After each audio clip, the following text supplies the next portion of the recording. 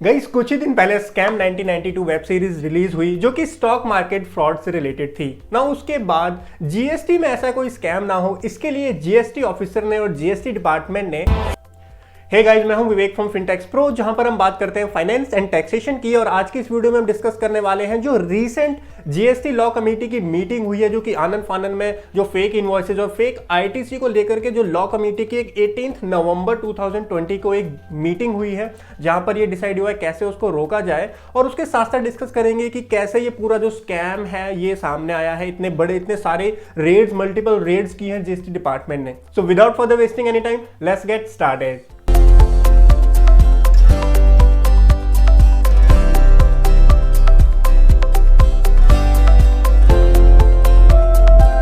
Guys सबसे पहले आपको एक डाटा बताना चाहूंगा जो कि एज पर इकोनॉमिक टाइम्स से मैंने लिया है।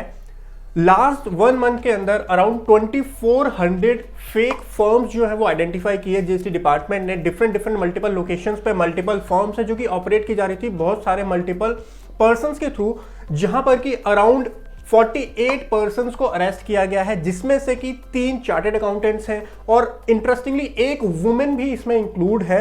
और ये अलग अलग बता रहा हूं मैं, अलग अलग मल्टीपल सर्च एंड सीजर जो कंडक्ट की थी हमारे जीएसटी डिपार्टमेंट ने।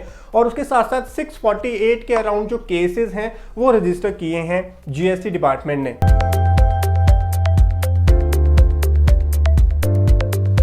सो गाइज इतनी सारी fake entities and fake ITC bogus billing के बाद जो जीएसटी की लॉ कमेटी है उसने डिसाइड किया है कि जो रजिस्ट्रेशन प्रोसेस होगा उसको और स्ट्रेंथ करेंगे और उसके अंदर जो डीम्ड रजिस्ट्रेशन का प्रोविजन है उसको थोड़ा सा और टाइट किया जाएगा। थोड़ा सा जो अभी 3 डेज का डीम्ड रजिस्ट्रेशन होता है उसको मोस्ट प्रॉब्ली ये 7 डेज का करने वाले हैं। उसके साथ साथ इन्होंने ये डिस्कस किया है कि अगर कोई टैक्स पेयर अपनी रिटर्न्स को फाइल नहीं करता है तो उस सिचुएशन में उसका जीएसटी नंबर कैंसिल किया जाएगा।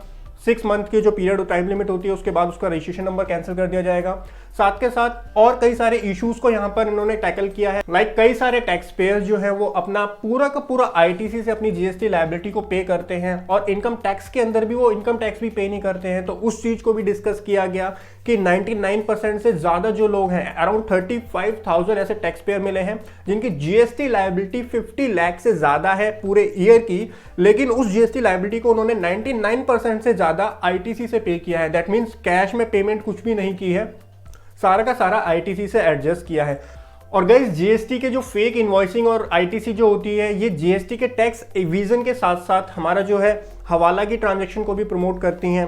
Money laundering and bank loan के फ्रॉड जो है वो भी इससे काफी सारे सामने आए हैं, जिसके चलते लॉ कमेटी को ये सारे जो है डिस्कस करना पड़ा। और मोस्ट प्रोबेबली विद इन कुछ टाइम के अंदर हो सकता है रूल्स के अंदर चेंज आए, रजिस्ट्रेशन के प्रोसेस में दोबारा से चेंज आए। अभी रिसेंटली चेंज हुआ है रजिस्ट्रेशन का प्रोसेस, जहां पर जो आधार ऑथेंटिकेशन है उसको मैंडेटरी कर दिया है। आपको आधार ओटीपी जो है वो अपना डालना पड़ेगा और उसके साथ साथ अब बोल रहे हैं एक लाइव फोटो भी शायद आपको देनी पड़े।